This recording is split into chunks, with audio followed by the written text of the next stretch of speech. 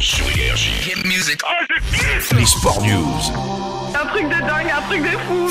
Et ça ne s'arrête jamais. Merci d'être avec nous dans les Sport News. Et ce matin, dans les Sport News, eh bien, nous recevons Monsieur Durand qui est avec nous. Monsieur Durand, bonjour. Bonjour à vous. Merci d'être avec nous dans les Sport News. Que ne parler de plus que le golf, puisque vous êtes un grand fan de golf. Est-ce qu'on peut dire que vous êtes un fan de golf ? Pas forcément. J'ai été pas loin de la marmite. Je suis tombé à côté quand j'étais petit, puisque ma mère a été 3 fois championne de France. Donc il faut faire des choses bien dans le golf, en souvenir d'elle. Alors justement, vous préparez actuellement l'Open, qui prend de l'ampleur chaque année, on peut le dire. Ouais, c'est un tournoi qui est un tremplin, si vous voulez, puisque pratiquement tous les meilleurs qui sont sur le Tour européen, qui est la première division européenne, qui correspond à la Ligue des Champions, si vous voulez, pour le football, ils sont tous passés chez nous, sauf un qui a été champion du monde par équipe amateur. Et lui, il a réussi à sauter l'obstacle. Il a été directement dans la grande division. Il n'est pas passé chez nous. Alors moi, je vous ai connu à l'ouverture du golf, naturellement, il y a quelques années seulement. Est-ce qu'on peut dire que vous avez réussi à construire quelque chose de bien et de très bien ? Alors, on a effectivement réussi à construire quelque chose de très bien parce que les gens qui vont voir le golf n'auraient jamais imaginé qu'on puisse réussir à faire quelque chose d'aussi beau. Il faut dire qu'il n'y avait pas une hostilité, mais enfin, ils disaient qu'est-ce que c'est que ce truc, qu'est-ce qu'ils viennent faire, tout ça chez nous. Bon, ils ont tout essayé. Au départ, ils n'osaient même pas rentrer dans le clubhouse parce qu'ils pensaient que c'était réservé. Et puis, on a réussi, en devançant la réglementation, on a réussi à obtenir de la terre qu'elle rende le maximum. On a un terrain magnifique et avec des éléments organiques. Je pense qu'on est en avance sur la plupart des golfs pour ça. Il faut vraiment que les gens viennent voir parce que c'est beau. Et puis en plus, on travaille plus qu'en organique puisqu'on n'a plus le droit d'avoir d'engrais chimiques. Moi, je me souviens, vous avez tout fait et vous le vouliez, c'était votre rêve, de rendre le golf plus populaire qu'il était à l'époque. Le golf était... au départ, ce qui était très curieux, c'est que le golf aurait pu devenir populaire parce qu'il était retransmis à la télévision. Mais le football est arrivé avec son argent et a bousculé le golf qui a disparu complètement, si vous voulez. Donc, il y avait une croissance du golf qui s'est freinée un peu parce qu'il y avait un certain nombre de parcours qui étaient des clubs, plus ou moins fermés. Mais là, on a réussi à ouvrir le parcours à tous les gens qui le veulent. Que ça soit des gens qui ont des métiers manuels, qui n'ont pas forcément des ressources énormes, ou des gens qui nous aident un peu et qui, en contrepartie, ont une ouverture facile sur ce sport, qui, pour finir, n'est pas beaucoup plus cher que beaucoup d'autres. Je ne critiquerai pas le cheval ou le tennis, mais ce n'est pas donné non plus.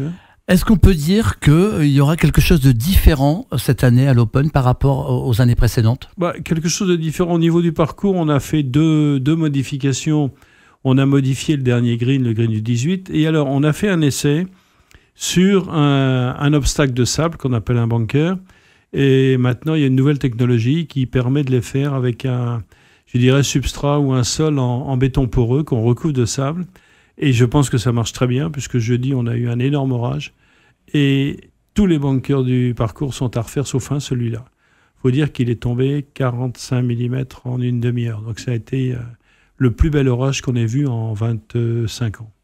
Vous êtes sur les hauteurs, donc ça peut descendre également. C'est-à-dire qu'il y a de l'eau qui vient du terrain et qui se met et qui arrache un peu de boue autour de l'herbe et qui vient se mettre dans les bunkers. Donc il faut enlever cette terre pour remettre le sable en état, pour pouvoir jouer correctement dedans.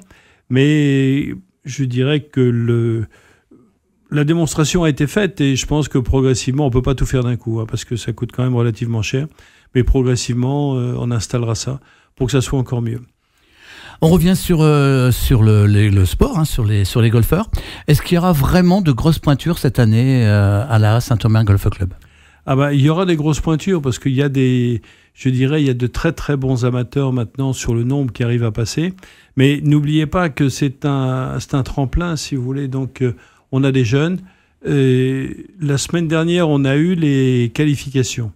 Qualifications pour les places qu'on donne à ceux qui sont les meilleurs, qui n'ont pas encore de catégorie pour rentrer.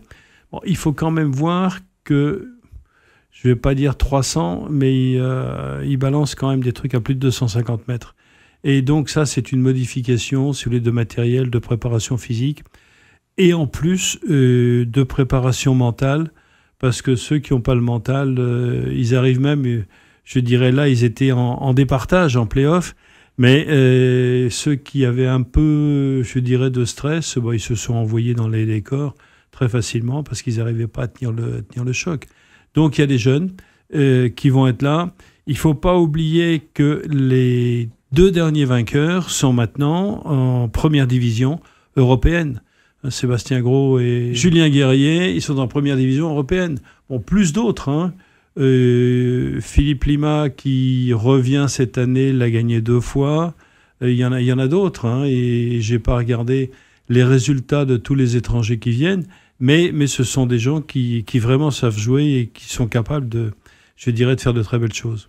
Qui pourra se démarquer cette année pour vous ? Je ne peux pas vous donner un nom. Ils sont tous, s'ils sont en forme, ils peuvent tous gagner. Ils peuvent tous gagner. Vous savez, c'est un jeu tellement difficile que si jamais il y a un petit grain de sable qui se met dans la partie, ça peut tout dérégler.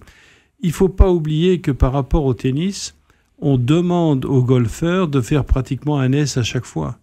C'est ça le niveau, la difficulté, si vous voulez. Donc, il y a une pression formidable et n'importe quoi peut les gêner. Donc, pronostic, non. Donc, je dis, peuvent tous y arriver. Pour terminer, allez, un souvenir de toutes ces années d'Open. Est-ce qu'il y en a un particulier que vous gardez en mémoire ? Un particulier que je garde en mémoire, j'en garde, je dirais... Allez, je vais vous dire, je vais en garder 2. C'est le premier où un Français a gagné.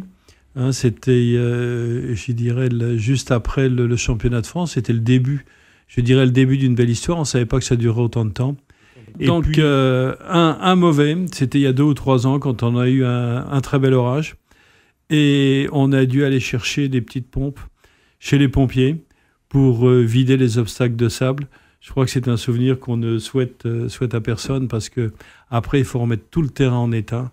Bon, et une fois on a sorti les serviettes des douches des vestiaires pour sécher les grilles.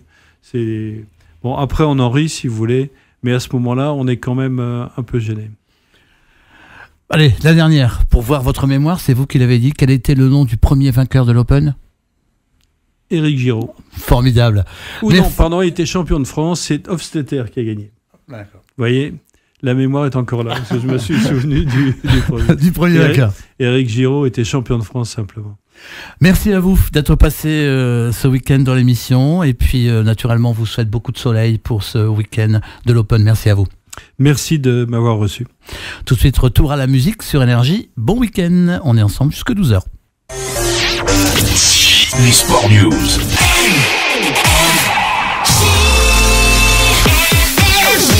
C'est maintenant.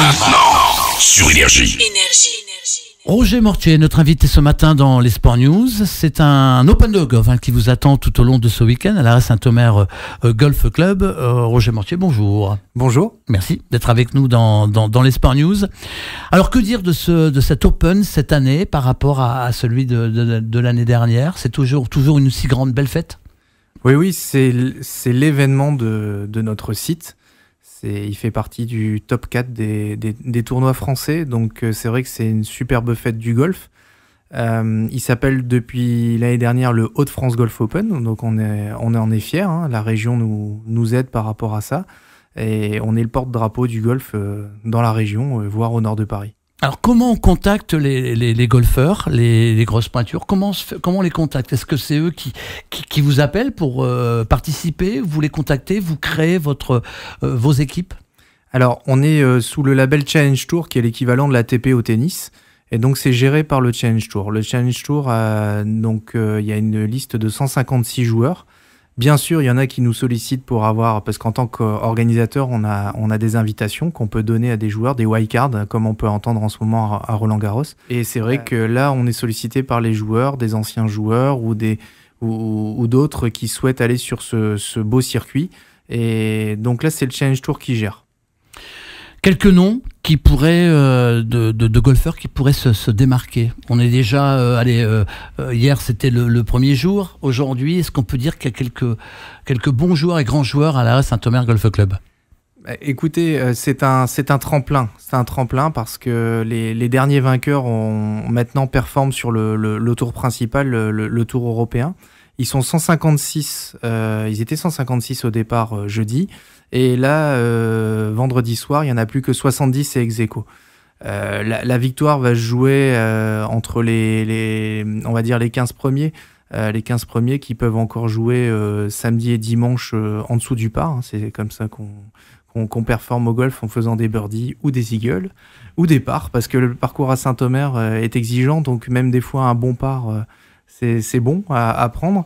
Non, j'ai pas de favori. Je vous avoue que si c'est un Français qui gagne, on est toujours un peu chauvin, même si je suis l'organisateur, mais c'est vrai que ça fait plaisir parce que derrière, en termes de médiatisation, quand on a eu la chance d'avoir Sébastien Gros ou Julien Guerrier qui ont gagné chez nous, en termes de médiatisation, on a vraiment eu un plus.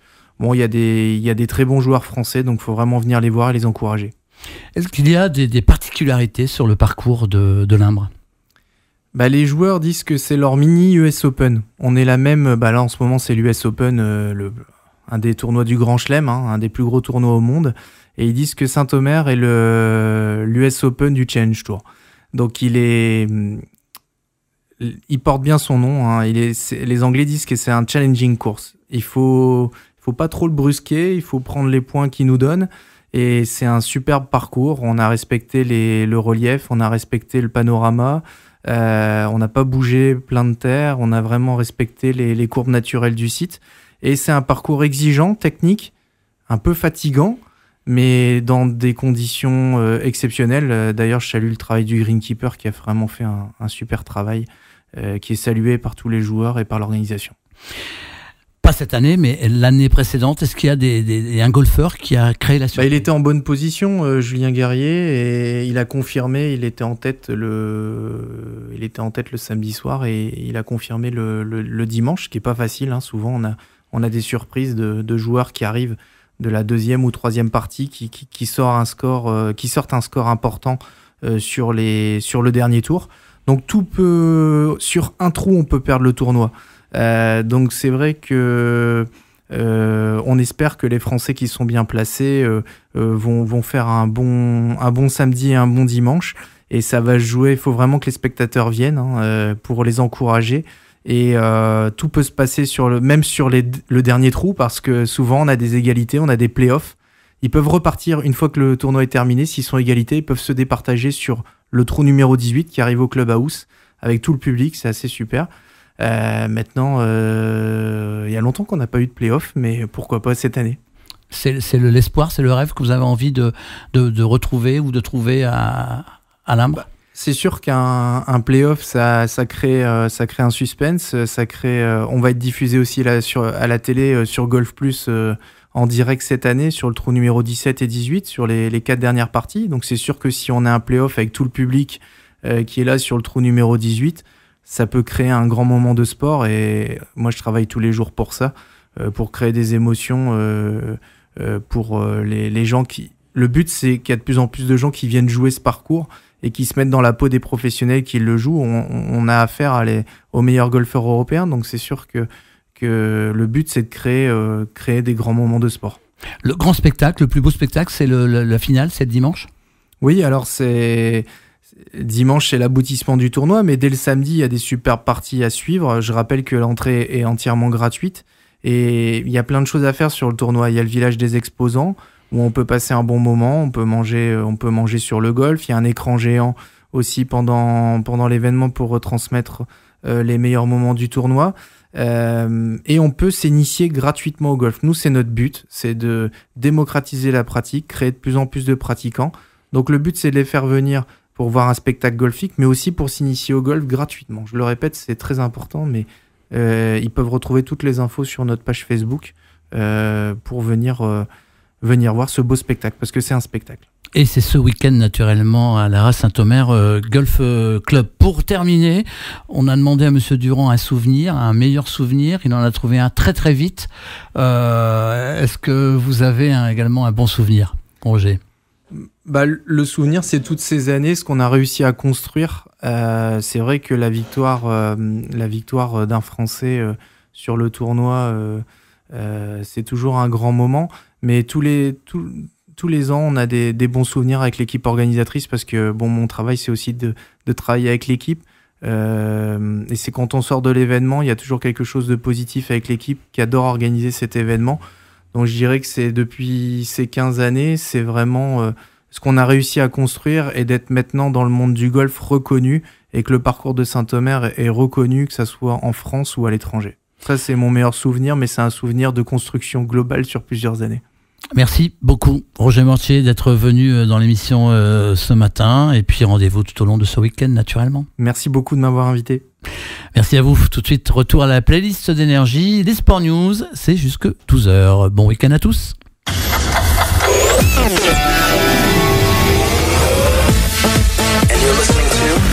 Énergie.